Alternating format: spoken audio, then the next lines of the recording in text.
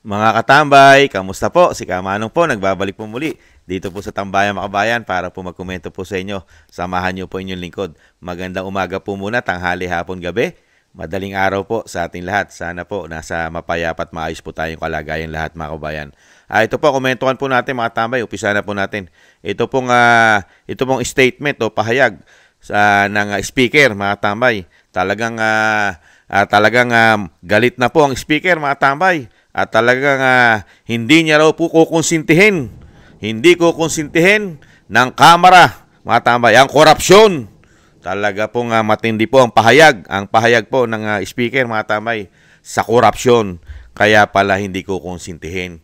Kaya pala kailalaki ng napupunta sa mga opisina nyo. Katulad kay Saldico, na bigla pong lumipad at nawala ng bansa at nagkasakit dahil yung kanyang party list. Ano po ang nangyari sa party list ng Bicol Party List, mga bayan? Ay nalagyan daw po ito umano ng 15 billion. 15 billion, mga tambay.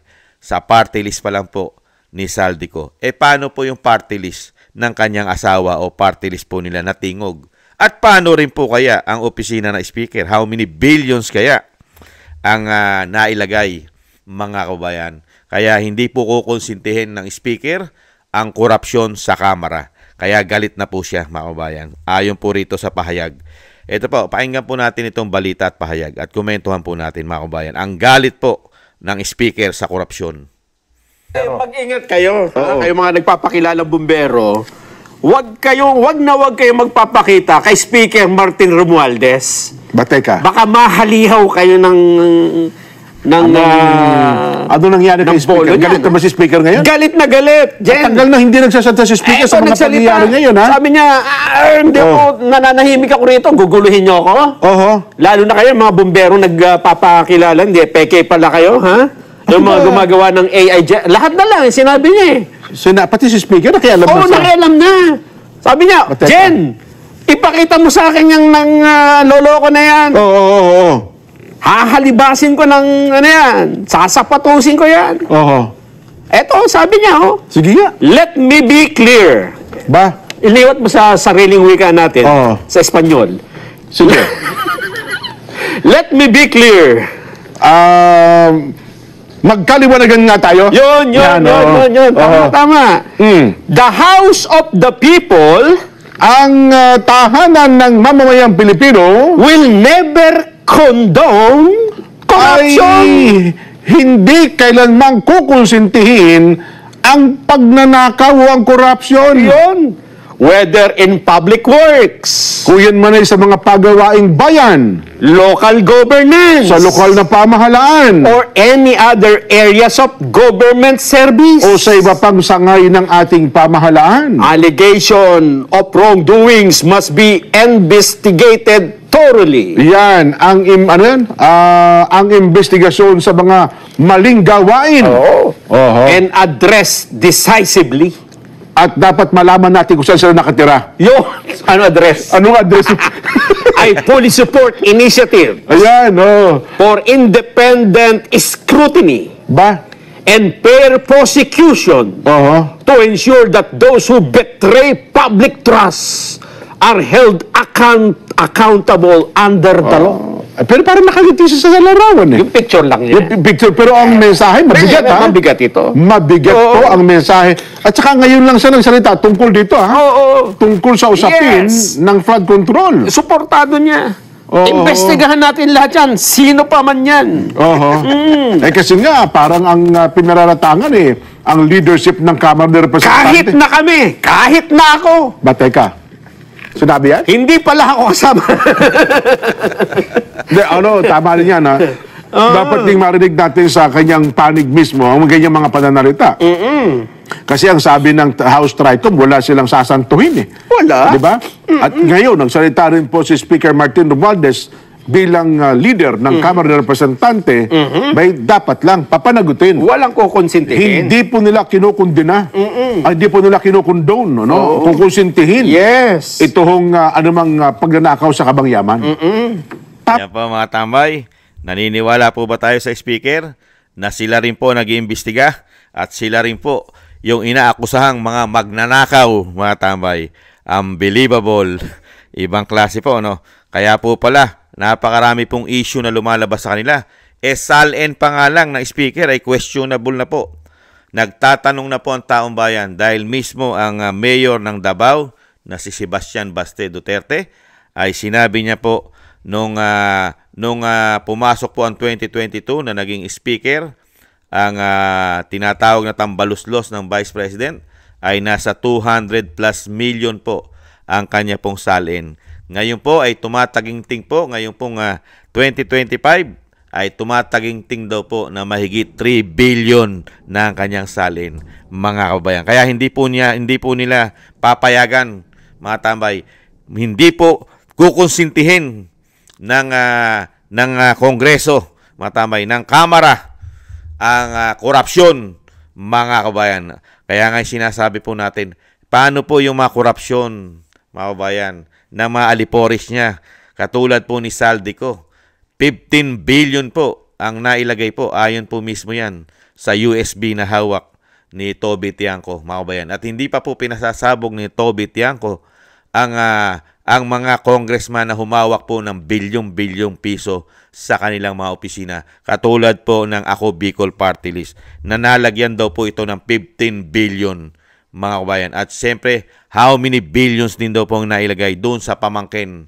ng isang party list na sinasabing yung BHW party list, mga kabayan. Hindi po kinukonsinti ng speaker ang korupsyon sa Kamara. Samantalang ang mga party list po ay allowed lang po silang humawak ng budget ng bansa na hindi po tataas at bababa sa 100 million ayon po kay Toby Tiangco, mga kababayan. 100 to 150 million kung hindi po nagkakamali ang inyong lingkod sa pagkakasabi po ni Congressman Tiangco, mga kababayan. Pero how many billions po ang nailalagay po pag daw po nasa bicameral conference committee na ang usapin sa BICAM, at kasama raw po dyan dapat imbestigahan ay kasama si Grace po, ang dating senador. Kaya dito po, mga tambay, kauna-unahan po na dapat pong imbestigahan ang tambaluslos daw po ayon sa Vice President, ang may kontrol ng pera ng bansa, ang nagsasalita po ngayon. Kapani-paniwala po ba, mga kabayan, ang pahayag at galit ng isang speaker, samantalang ang kumukontrol ng pera ay sila, ayon sa Vice President, kontrolado ng 2 tao ang pera ng Pilipinas. Sila ang nasusunod kung saan nila lalagyan ng napakaraming budget ang bawat ahensya at mga congressman kaalyado. Ngayon, siya pa ang galit, mga kababayan. Kung ang mga Pilipino lang ay kasing tapang ng mga nasa Indonesia, matagal na pong kinakaladkad sa karsada ang isang tambaluslos, mga kababayan.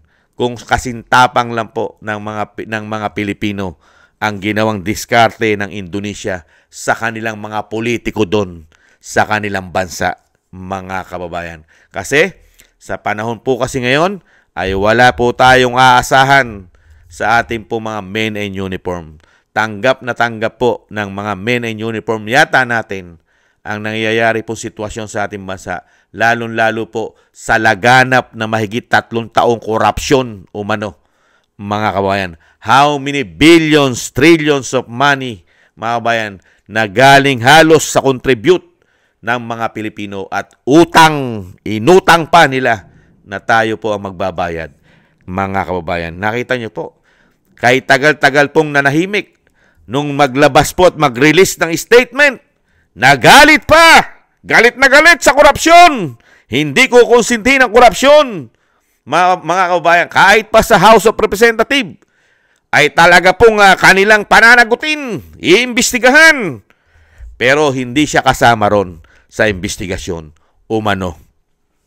At ang pinakamabigat pa, mga kababayan, ang investigasyon ay sa kanila pa manggagaling. Hindi po ba ito magkakaroon ng conflict of interest? Yung lalo-lalo po yung nakakuha ng malaking interest ng mga congressman, katulad po ng La Union. Yung La Union lang po, grabe po, umulan po at bumuhos ng pera doon, Lalo-lalo po nung kampanyahan. Napakarami po, Batangas, Bicol, Bulacan.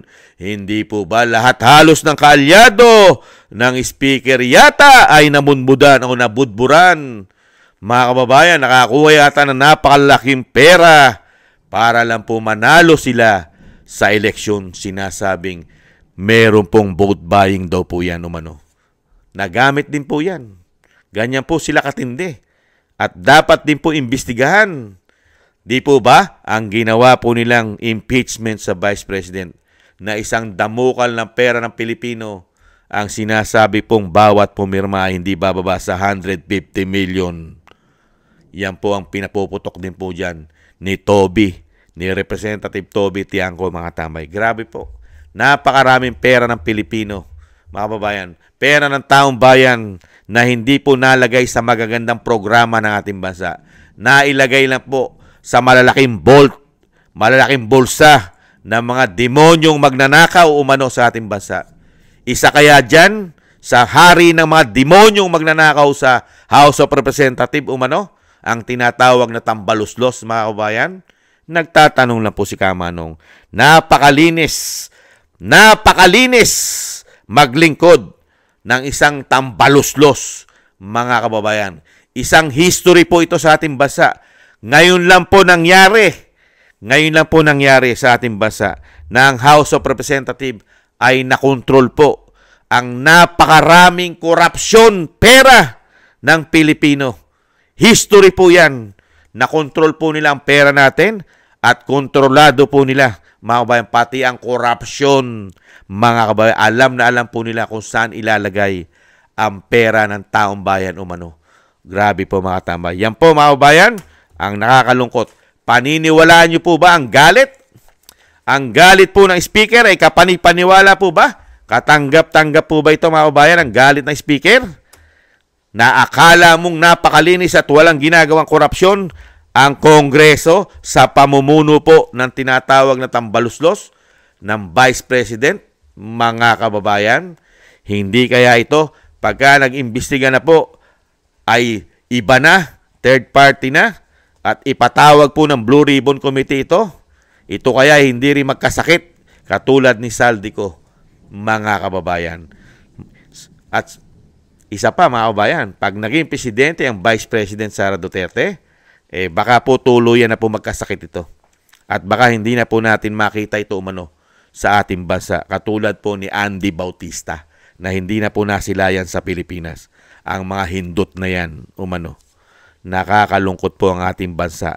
Dinala po tayo sa malawakang korupsyon na mahigit 3 taon. At ngayon nagsasalita ang isa sa puno, isa sa leader, isa sa pinakamataas na leader na nagsasalita, mga kababayan. Dahil una nagsalita po ang commander-in-chief nila na sinasabing mahiya naman kayo, mga magnanakaw kayo. Ngayon, yung isang leader naman po ng Kamara ay galit naman po sa korupsyon, mga kababayan. Yung Pangulo, yung BBM, mahiya naman kayo sa inyo po ang ginagawang pagnanakaw. Ngayon naman, mga kababayan, hindi ko konsintihin ang pagnanakaw ng tinatawag na tambaluslos. Napakaswerte lang po. Napakaswerte lang po nitong administrasyon na ito. Dahil po ang ating men in uniform ay hindi po kasing tapang ng mga tao sa Indonesia. At ang mga Pilipino po ngayon, ibang-iba na po. Hindi na po kasing tapang ng mga taga-Indonesia ang mga Pilipino po natin ngayon. Hindi po katulad ng mga panahon po nila dating Senador Gringo Honasan. Hindi ba? Ibang-iba po noon. Saka yung panahon po na yung mga kasundaluhan natin, yung panahon po na yung nagpababa po sa pwesto ni Erap. Di ba? Yung po, waiting lang po yon. Anak lang po ng waiting yon, yung issue na yon. Pero ngayon, daan-daang bilyon ang pinag-uusapan, trilyon, ay nananatili po silang walang say at walang statement. At hindi po naglalabas ng statement ang ating kasundaluhan na kinukundi na po nila ang malawakang korupsyon sa ating bansa. Wala rin po silang nire-release na statement po na wala rin po sila nakikitang korupsyon sa ating bansa umano, mga kababayan. Napakaswerte lang po ng gobyerno ngayon nila dahil hindi po kasing tapang ng mga Pilipino yata sa panahon natin ang katulad po ng Indonesia. Nagtatanong lang po si Kamanong, mga kababayan. Maraming salamat po mga kababayan.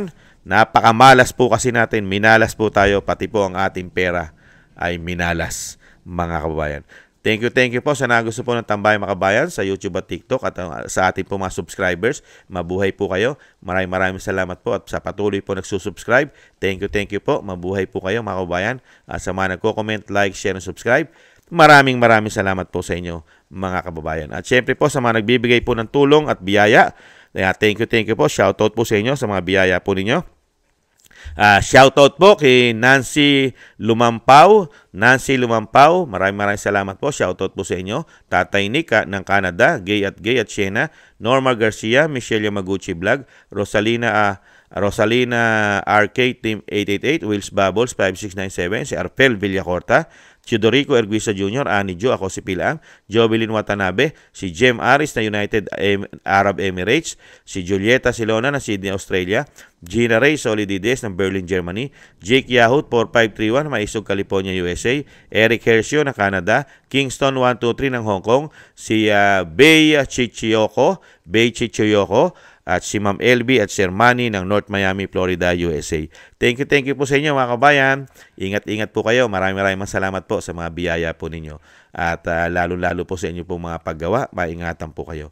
At syempre po yung dasal po natin mga tambay, huwag po natin kalimutan na isama po natin sa ating mga dasal na maingatan po ang pamilya Duterte, ang ating Vice President, maingatan po sana sa kapahamakan.